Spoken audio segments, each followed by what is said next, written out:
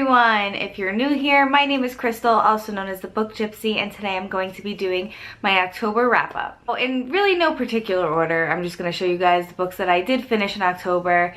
It's actually, like, looking at the stack, like, it's actually a lot more books than I thought I read, but I still haven't, I did not feel, like, fulfilled in October with my reading. But I did, once I finished Pet Sematary by Stephen King, I was like, okay, this is like, it feels like Halloween now. But October went by so fast, and the readathons that I participated in, I failed at. Besides The Witch-a-thon, I think I pretty much like nailed that one, even though I didn't have such high expectations for it. But I have a nice stack of books here to show you, so let's just get into it. So first I'm gonna go with Toil and Trouble, and this is 15 Tales of Women in Witchcraft by Jessica Spotswood and Tess Sharpe. This is like a bunch of like short stories about witches, and I read this for the Spookathon and I really enjoyed it. There was definitely stories in here that I enjoyed a lot more than some. Like I found myself kind of skimming through some, but I really enjoyed this, and I liked the compilation of different witch stories, which was really cool. It was a really cute book. I gave it like a 3 out of 5 stars though. Like I didn't really enjoy the entire book, but there was definitely some in here that I enjoyed. I want to say it was Star Song, which was the first, and Divine Are the Stars by Zoraida Cordova. So I haven't read Labyrinth Lost, but I'm hoping to get to that for the next Witch-a-thon because I really enjoyed her story in this book, so I'm sure I'm going to enjoy Labyrinth Lost. Next up is Pet Sematary by Stephen King. Jess reads books, and I have read this for our constantly reading book club on Goodreads, and I really enjoyed this, and I really kind of absorbed the story the entire month. I did not rush through reading this. I loved this book, and I gave it a higher rating the second time around reading it. I did read it a couple years back, and I don't know why I gave it a 4 out of 5 stars, but I did. But I'm revising that, and I am giving it a 5 out of 5 stars because this is the best Stephen King book that I've read.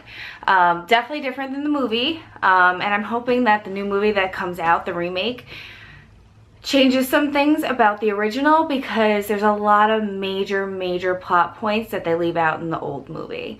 So I'm kind of hoping that they include some of those at the aspects of the book, more so of the book, in the new movie. Next book I read was My Best Friend's Exorcism by Grady Hendrix, and this I read for the Books in the Freezer readathon. I really enjoyed this, and this book was sitting on my shelf for so long, and I don't understand why I never picked it up, but I did finally, and I loved it. It was really creepy. It definitely wasn't like a horror type book, but there were so many horror elements to it, and there were times where I was like completely creeped out by this girl. But it was a really good book, and it's definitely reminiscent of like old 80s and 90s movies that are like that campy feel. I felt that way the entire book. I really enjoyed it. I want to say I gave it a 4 out of 5 stars. The next book I finished is also another short story collection, and that is Doorbells at Dusk by, well, edited by Evans Light. These were really good Halloween short stories. Definitely helped to get me in the mood of Halloween. They are a bunch of short stories by a bunch of horror authors, and all the stories take place on Halloween night. My favorite story in here was the one by Josh Malerman. It was a little bit on the longer side, and it was more of like a psychological twist to it.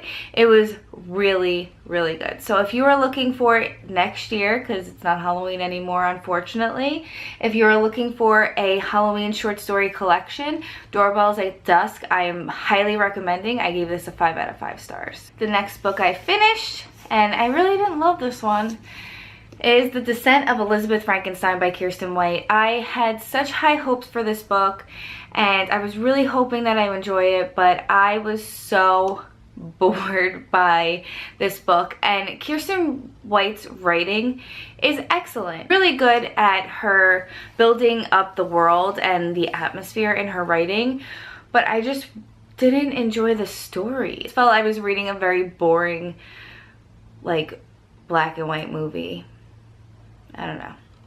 But I do give her props for writing this, and the cover is just so beautiful. So I'm probably never going to unhaul this book, even though I didn't enjoy this book, because of the aesthetic, and I think it looks really pretty on the shelves. Next book that I finished was Kill Creek by Scott Thomas.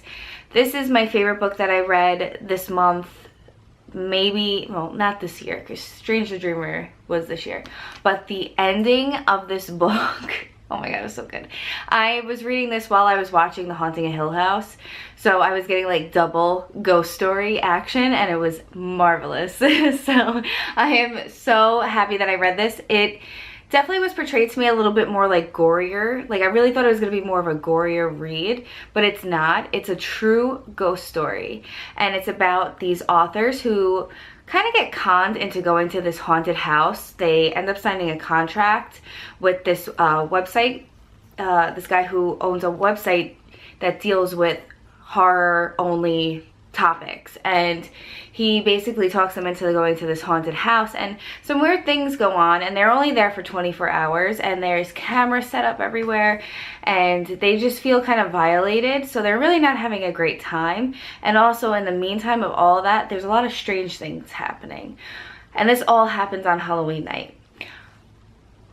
Couple months into the future, I want to say into April, now the story continues, and things start happening to the people that stayed in this house for just one night.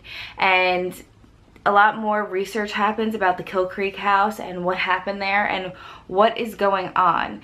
The main character, Sam, I believe his name is Sam. The main character, Sam, he has some skeletons in his closet, as do the other authors, but things start to come back to haunt them, and it's really, really good. I highly recommend this book if you like to read ghost stories, if you like thrillers, if you like anything that has to do with horror elements and supernatural elements. This is a great book to pick up, and I will find myself revisiting this. Maybe not sometime soon, but probably next year around this time. The next book I read was The Sacrifice Box by Martin Stewart. This book I really enjoyed as well. This is a book that takes place, I want to say, in the 80s. And it's kind of like Stranger Things in the aspect of the kids, and also like It from Stephen King, with like, it's based around these kids that put sacrifices in a sacrifice box, and the rules that apply are to never open the sacrifice box once you put your sacrifices in it. You can't remove what was put in there. If you remove what puts in there, there are consequences. So in the beginning of the story, weird things start happening to these kids, and you know, they think, you know, oh, maybe it's just fate or coincidence or whatever the case is. But come to find out, someone opened the box and removed something from the box, and they don't know who it is. So throughout the story, they need to find out who removed what from the box and why this is happening and how to stop it. It really is a great book, and I would suggest reading this. Even now, read it. It's a great fall read. So even if you're looking to read this in November, December, I highly recommend this book. It was really good. I found myself not wanting to go to bed. I wanted to just keep reading this story until I was done, and I think I did finish it within like 3 days, which is quick for me because I am a very slow reader. So I'm actually shocked how many books I read this month. So, and The Sacrifice Box I gave a 5 out of 5 stars. The next book I read, oh, these shirts make you look like you're naked, so I kind of like placed it to where I don't look naked on camera. The next book I read is The Halloween Tree by Bradbury. I really enjoyed this story. It was good. I feel like it's a little outdated for the times now, but it was spooky. It did have some thrills to it, and it kind of read like a poem. And yeah, I enjoyed it. It was really good. So I give this like a 3 out of 5 stars. And lastly, another amazing book that I read this month, and that is The Girl Who Drank the Moon, and this is by Kelly Barnhill. This was the book pick for Witchathon, and I loved this story. It made me cry at the end, and I don't really cry often in books, but this book really just warmed my heart, and I just loved Luna so much, and her little dragon friend Furion, and her little swamp monster friend Glurk. I really, really enjoyed this book, and I love the message that was behind it. I know a lot of people on BookTube are going to be discussing this book. It just was so good, and I finished this on Halloween, so that was even more exciting. And yeah, so The Girl Who Drank the Moon, I gave this a 5 out of 5 stars. And I'm looking to visit more middle grade books. Feeling like super into them right now. I want to read more middle grade. So if anybody has any middle grade that you really enjoy, please let me know down below. I would love to dive into a little bit more of that genre just to get all the feels. I feel like they're just warm and fuzzy, and I feel like they'll be really good to read in the winter months. Another book that I had read on ebook, which I don't have physically, is The Cabin at the End of the World, and that is by Paul Tremblay. I really enjoyed that book as well. I did not love the ending. I don't want to give too much away because it is a very short book and it's very quickly paced.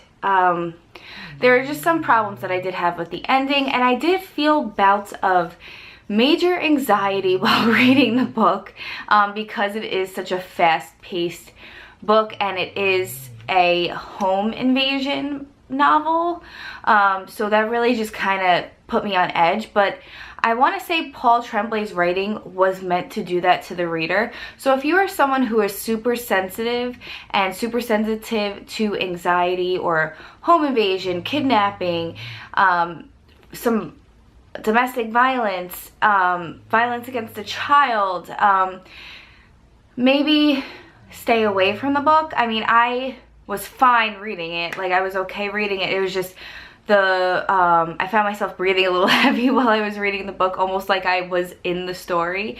So that's a plus, because I love when writers just delve so deep into a story that you feel like you are seeing this with your eyes, although you're reading it. Paul Tremblay is a really great author, and I would love to check out his other book, Head Full of Ghosts, I want to say. So I'm definitely going to pick that up, but and I'll probably pick that up from the library or something. I gave The Cabin at the End of the World 4 out of 5 stars because it really was a great story. That is all I have for you for my October wrap-up. I definitely read a decent amount of books for me, and I mean, although my readathon TBRs were super ambitious, I think I crushed it. I think I read at least half of what I planned to read this month, which is great for me. And they're all pretty heavy books. They all have, you know, over 300 pages. So most of them have over 300 pages. So I thought that was really good. So yeah. I hope everyone is doing well, and it's so sad that it is the end of October. This is it for my Halloween shelves. I will be changing these over right after this video, and we will be on to November, December, and all the holidays are coming, which are really exciting, but Halloween really is my favorite holiday. So it's so sad that it's over until next year. So that is all I have for you today. If you like this video and you want to see more wrap-ups from me and what I've been reading, please like and subscribe, and I will be talking to you guys soon.